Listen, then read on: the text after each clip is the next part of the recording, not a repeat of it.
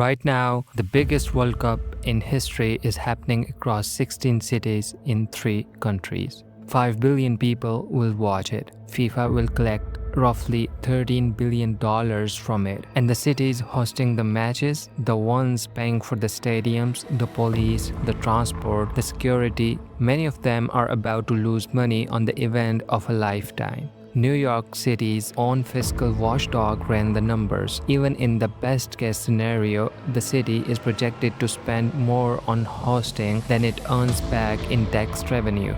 This is not an accident. It is not bad planning. It is, according to the economists who study these events, by design.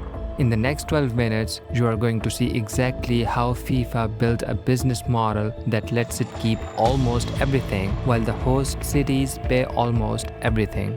Let's start with the scale, because the 2026 World Cup is not just bigger than previous tournaments, it is structurally different. FIFA's projected revenue for the 2026 World Cup itself sits at approximately $8.9 billion, with the organization's total commercial cycle revenue closer to $13 billion overall. That is a 47% increase over the previous World Cup in Qatar and more than 10 times what the tournament generated the last time the United States hosted it back in 1994. The tournament itself has also expanded dramatically. 48 teams instead of 32, 104 matches instead of 64, spread across 16 host cities in the United States, Canada, and Mexico over 39 days. FIFA is also using something for the very first time in the tournament's history: dynamic ticket pricing. The same model airlines and concert venues use, where prices float in real time based on demand. A sports economist who has studied these tournaments for nearly 3 decades put it simply: FIFA has no repeat customers to protect. It is not coming back to host in the same city for another 30 or 40 years. So there is no incentive to leave anyone happy. There is only incentive to extract the maximum revenue once. Here is the part of the story that almost nobody outside the sports finance world understands, and it is the entire key to this video. For the entire history of the World Cup before this one, the tournament was run by a local organizing committee, a body that absorbed the costs but also shared in the financial upside. In 2026, for the first time ever, FIFA is running the tournament directly. It deals straight with the host cities rather than going through national football federations. Under this new arrangement, FIFA controls essentially all of the revenue, media rights, sponsorships, ticketing, hospitality, merchandise. Every major income stream flows to one organization. The host cities and states, meanwhile, control the costs. One economist described this arrangement using a word that should sound familiar from this channel: franchise. It is structurally a franchise model. The franchisees pay to operate the business. The franchisor keeps almost all of the receipts. If that sentence sounds familiar, it is the exact same structure we broke down in our video on McDonald's real estate empire. Different industry, identical mechanism. Let's look at what this actually costs the cities hosting matches. In the United States, FEMA awarded $625 million in security funding to the 11 US host cities, and this is just one category of expense among many. In Canada, the Parliamentary Budget Officer estimates total government support for hosting at over $1 billion Canadian dollars, including $473 million from the federal government alone. With 13 matches hosted, that works out to roughly $82 million Canadian per match. Toronto's own cost estimates rose from an initial projection of tens of millions of dollars to roughly $380 million by the time preparations were complete. Now look closely at New York City specifically, because the numbers here are genuinely stark. The host committee projected $3.3 billion in regional economic impact, but New York City's own Comptroller, Mark Levine, ran an independent analysis. Even if FIFA's prediction of 1.2 million regional visitors fully materializes, the additional tax revenue flowing specifically to the city would be no more than $55 million.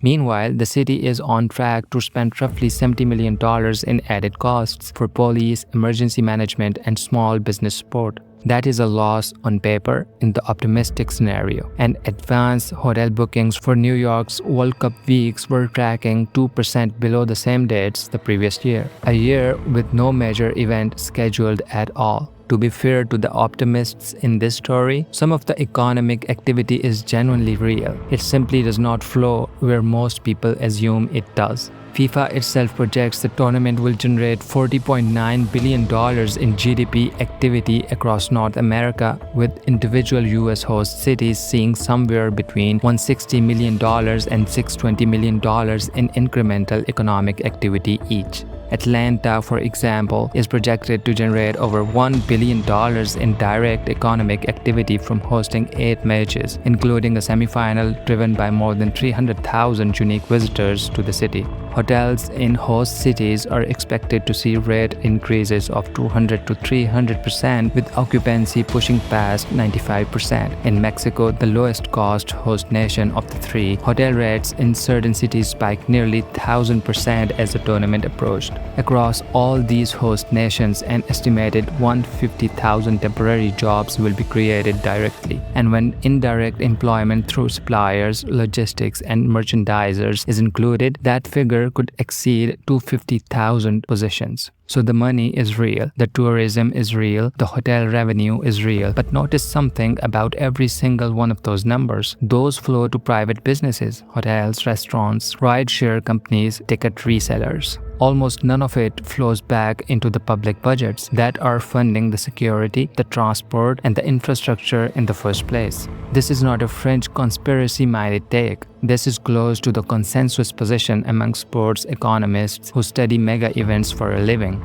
A professor of economics at Southern Methodist University in Dallas put it plainly: projections from big sporting events are generally exaggerated. You get a small boom in sales tax revenue that lasts a few weeks, and then the local economy returns almost exactly to where it was before. Research consistently finds that mega event economic projections overstate impact by overlooking something called displacement effects. Regular tourists actively avoid crowded host cities during the event. Residents simply shift their spending around rather than spend genuinely new money, and governments frequently divert public funds away from other priorities specifically to support the tournament.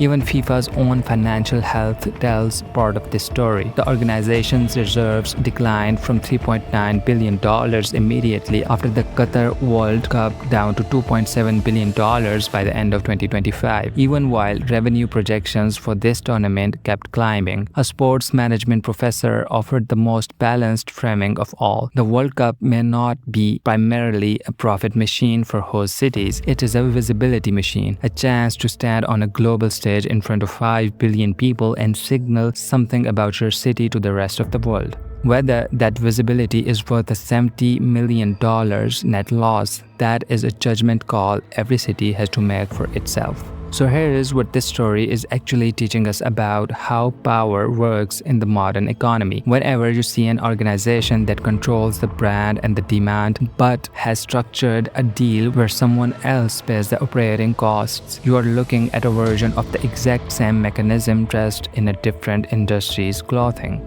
McDonald's does it with real estate, franchise systems do it with local owners, and now FIFA is doing it explicitly with entire governments as the operating partner. The cities are not naive. New York's mayor's office argues the Comptroller's estimates misses qualitative value. Global visibility, future tourism, the signal of being a modern economic powerhouse rather than, in one official's words, just ranchers and cowboys.